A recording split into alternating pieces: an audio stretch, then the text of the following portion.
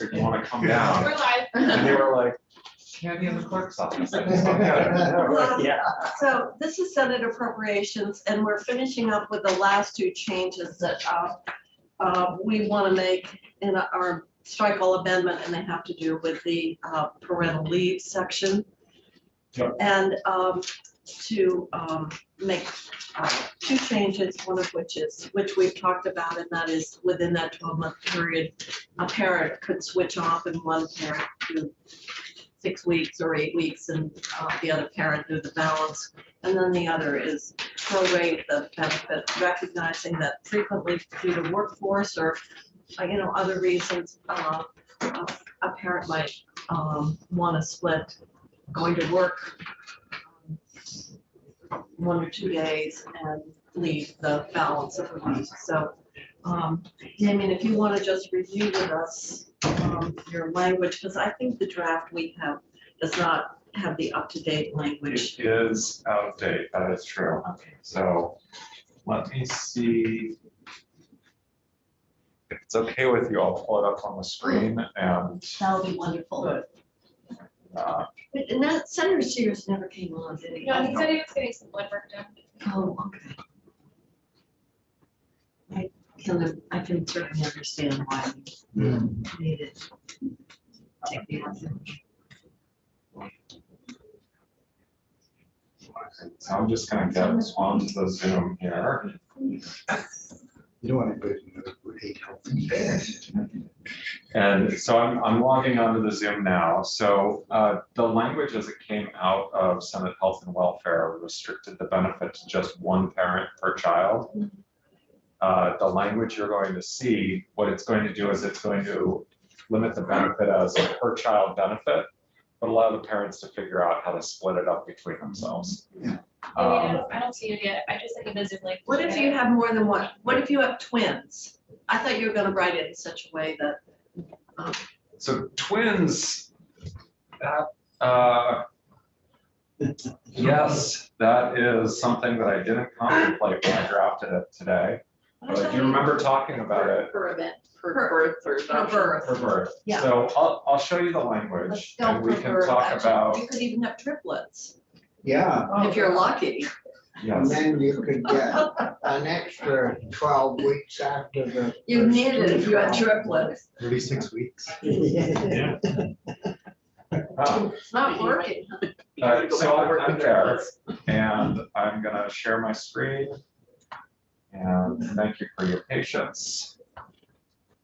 So, all right, let's skip past the tax rate to the benefit. There we go. So right now, the parental leave benefit program here provides that you can receive a parental leave benefit for a period during which the eligible parent is caring for the child, or for a child, it should say, and unable to work if the eligible parent is either employed or self-employed and intends to return to employment or self-employment or seek new employment or self-employment. So for our purposes here, we should say is caring for one or more children. And because if we're contemplating twins and triplets, which just didn't pop into my head this morning when I was drafting this, it would be one or more children. And then the benefits provided pursuant to this section. So what I've got here in yellow on lines 2 and 3 is alternative language. So what came out of health and welfare is shall be available for leaves that begin on or after January 1, 2024. And the question came up as this was moving out of finance the other night. What if you had a baby on the 31st of December? Exactly. Or what if, because you can take the leave within 12 months after the birth, does this mean we're suddenly providing paid leave for everything that happened in 2023? Or are we starting with births or adoptions that begin on January 1? It's a policy call. So I've highlighted the two options, but ultimately that's a call you need to make. Well, what's the money? What did we? How much use? money So What was your budget for? Wouldn't you start was our the year assumption? off on January? though? we, I mean, this is brand new, it doesn't, What did we? So if you are covering births starting that are essentially, I mean, the 12 months would age out, you would up the first year cost that we're carrying right now, I believe. Because we annualized that, we made an annualized estimate, and then we took a fraction of that, like a So that means 5/12 we of should, that. I mean, it's just a matter of timing. It Yeah. starts January 1st. Okay. Which we probably need time to set up. I would think. We do. So for births or adoptions that occur on or after January 1st. Yeah. Okay. Perfect.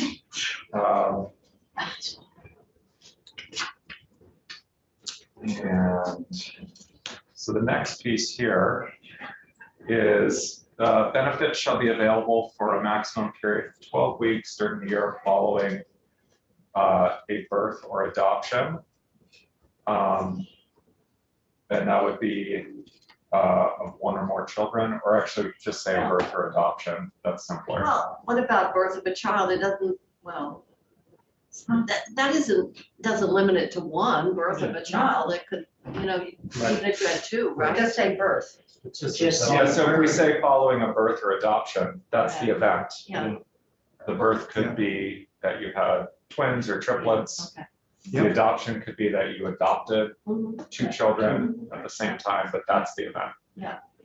Benefits may be used either by one parent or shared between two parents, provided that the use of benefits by the two parents shall not increase the length. And then benefits may be provided for a single continuous leave, intermittent leaves, or for a portion of a week in which the eligible parent works part-time, provided that benefits shall only be provided for days on which the eligible parent does not work, because we offer the benefits for simplicity, they're in full days. So what if we used your example, Jane, where the parent went to work 2 days a week. That would come under III, and that would prorate, so that if they worked 2 days and provided care of 3, it would be 3/5 of the benefit. But 3 days, but for the 12 weeks or 3 days until it accumulates? No, the no, 12? we're gonna have Yeah. to, The total period is 12 weeks, and so you're literally just counting down against those benefits. So 12 weeks, 60 days of benefits. So, and it could either be full or it could be prorated if you went back part-time, but you're still within that 12-week. Still But it has to be stay completed within within the 12 year. weeks? yeah, and it has to be completed within the year. So you have a 12-month period from the date of the birth or the adoption. Within that time, you have 60 days of leave, and that might be the easier way to say I it. was just gonna say. Yeah. 60 days or 12 weeks of leave. Yeah. And then within that, you break it out in intervals of one day, with a week being 5 days. So, Because I assume when you calculate, Yeah, well, I guess the money doesn't matter on the number of days. but- seems like it'd be better by the day. Actually, that would be, obviously that would just shift it over between which funding source. Some would be a combo of the CBAP and the combo of the. Because we're talking about the same income threshold of under 600%. I mean, we do have people that work 12-hour days, but I guess we're not gonna get. No, we're gonna If they can find a part-time, it's That'll cost a little bit to district. That's all. yeah, so, Don't overthink, Senator. yeah, I'm not sure we need to say this, the 60 days, because we go on to say, I think 12 we go on to weeks might be say, good because it aligns with what's in statute. yeah, and then we go on to say benefits are calculated in one full day, which shall be 1/5 of the eligible parents' weekly benefit amount. Yeah, so that's. So- That's the same. Yeah,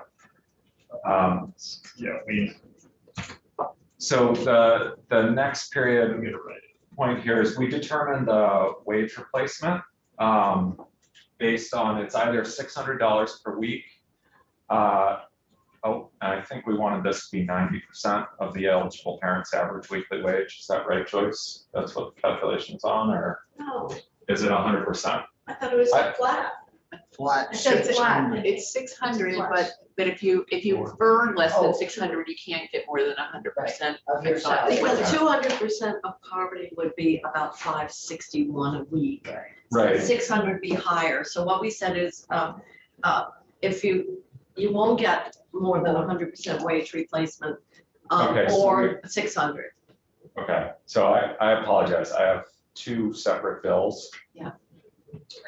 That are moving, and so I'm just juggling what. No, we're not dealing with the those are, 90% or anything. Okay, It's 600 or less if your wages are yeah, under, so it's 600 or the average weekly wage, whichever is less. yes. So if you earned $100 a week, that's what you can get. And then what I said here is if the benefit is shared between two eligible parents, the benefit amount for each eligible parent's leave is determined separate from the other eligible parent's portion of the leave. So in other words, you can't say, well, my partner earns more than me, so we should both get $600 a week. If you're the one taking the leave, it's your wage The replacement. other thing is, maybe I'm being biased, but you wouldn't want, if dad had a big job and making, They gotta be under 600% of poverty. Or they The whole can't, thing. there's an income threshold to get in the door here. So if dad is, So if mom is not working, she can't get the leave because she's not working. But if And- mom is a small percentage of the, it's her income, not dad's income.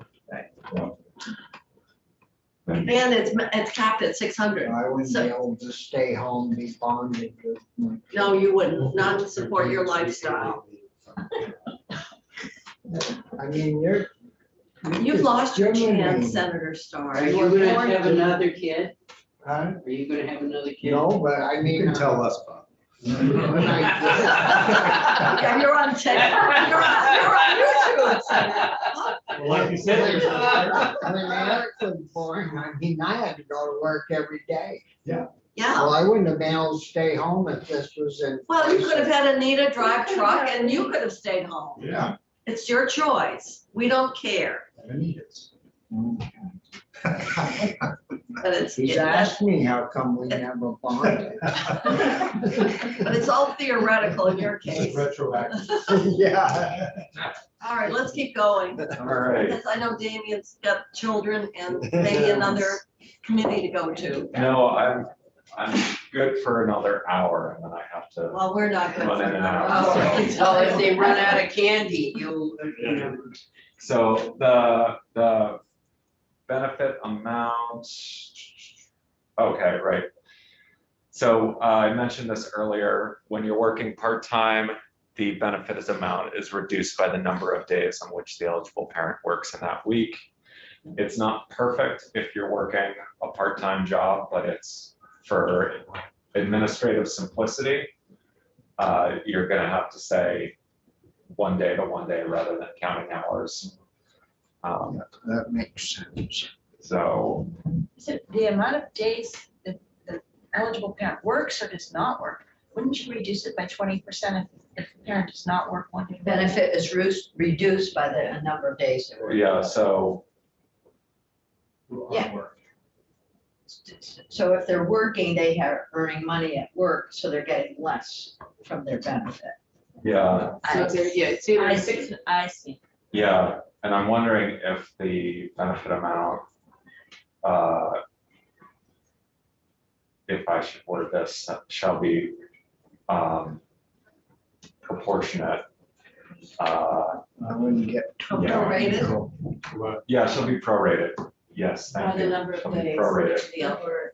Yeah, that's better. Thank you. This is why it's good to have a lot of different eyes on this. I was here very late last night, so it's good to have other folks looking at this. So the rest of it is unchanged from health and welfare, I think.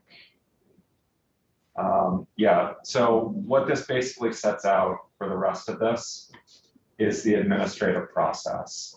So paid within 14 days after approval of the application or the start of the leave, whichever begins first. Department has to develop the application information about how to obtain the benefit. Parents have to submit an application, assign work certification or proof of self-employment income, either in the prior calendar year or the current calendar year, and it has to be in Vermont. So you can't have been self-employed in California and then moved out here and say, well, hey, I earned $5,000 in California last year. That's not going to do it. Wait a minute. What about parents who work in New Hampshire? That's, oh, self-employment, sorry, that's just. Yeah, so proof of self-employment in Vermont. Yeah, so if you're employed and you're a Vermont resident, Well, we have to allow for that. I was so yeah, are we limiting this to Vermont residents? yes, we are, but Okay. a lot of Vermont Yeah. residents might work in New Hampshire. And obviously, those employers aren't gonna pay.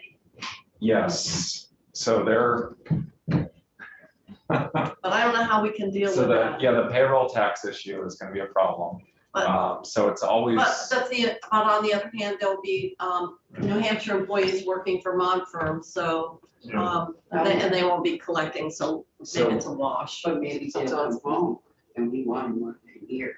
Both When they CPAP see and childcare combination coming general. Right, but I don't want to urge anybody to work. Combination of leave, it's like, it's not technical, but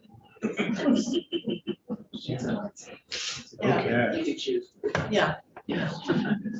Stephanie's just pointing out that we've got kind of blank braided funding coming in here. We've got general fund and we've got the, so it's not all on the employer or the employee. and then they have to have a statement that they intend to return to work after the benefits. This isn't a severance payment. There's nothing that requires the department to confirm that they ultimately do return to work, understanding that plans can change. But It's a fixed benefit that terminates anyway, so it's not as Yeah, though a benefit and would so- be paid. Yeah. For a long period of time.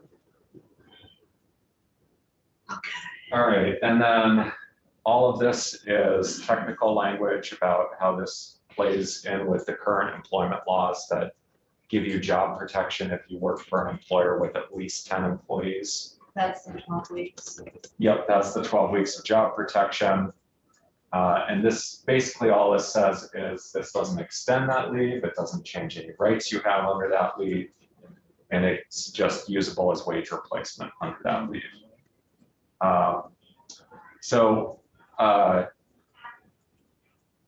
We should change this to say who lives in Vermont. That's a good confirmation there. But yeah, otherwise eligible parent means gross family income, not more than 600% of current federal poverty, and is either the parent of a child born within the preceding 12 months or an individual with whom the initial placement of a child 10 Do years you of have age to or younger. reference it all that January 1 day within preceding? Okay. Yeah, so that's gonna be a basic qualifier to start. You can't get in the door. Yeah, the benefit doesn't pay for any birth that occurred before that date. So, Or placement. yeah, but what's gonna happen is if we adjust this law after that date, we're probably gonna strike out Yeah. that It'll be that irrelevant. cutoff date, yeah. And then the parent language here, parent to a child regardless of whether the relationship is biological, adoptive, or step, and has day-to-day responsibilities to care for and financially support a child, or has day-to-day responsibilities. So that takes into account the instances where, for example, a child is born, but the primary caregiver is going to be the grandparent because of family circumstances or something like that. And then parental leave definition, don't need to go through that. And that brings us to the end of that section. So I can update those changes in the document that they're editing. Did you want to go through the payroll tax at this point? No, Or, because I don't think we need any changes after Commissioner I don't think so, and Foley's. we did hear from the tax commissioner already. Yeah, I managed to catch that testimony. So I will make those changes with the editors And you will hold it in with what Katie's got and come back. yeah, I will hold it down and send it to them to update. Thank you. Thank you. Great, thank you for your time. So, I know that we have time constraints, so, we have just got to wait for, the small edits. Do people want to move the bill? I don't vote on it the way it is. Move the bill that, As- the amendments. Well, the amendment, it's all a strike all, so it's I'll move the amendment. Who seconded it? Second, Senator Lyons. He left it blank.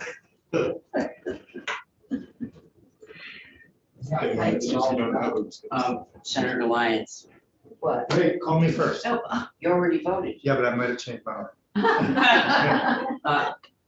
Start from the top. Yes. Lyons, Yes. Person, Yes. Starr, Yes. Weston, yes, Kitchell. Yes. Yes. Now we've approved the amendment, now we need to move the bill favorably As amended. as amended. Jimmy? I'll move that. I'll second.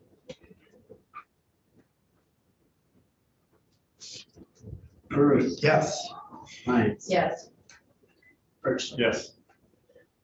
Starr. Yeah. Weston, yes, Kitchell. Yes. We already had. You did fantastic work. I thought we had. So I think that the consensus was I'll report on behalf of this committee and then, And you'll do a super job. thank you. Yeah. Just No trust me, nothing. Then Senator Lyons, as Chair of Health and Welfare, who is not the reporter out of that committee, can obviously speak to the bill. And Senator Westman, whose section of the budget is the child care program and has labored in the vineyard, can offer his, comments. And Senator Starr can talk about And that- with his son. So- Yeah. Right, this would improve that. We only had this 50 years ago. Just think about how much things would have been better. Yeah.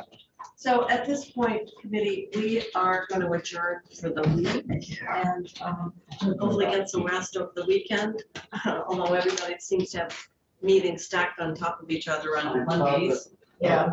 Mondays, I got it all weekend.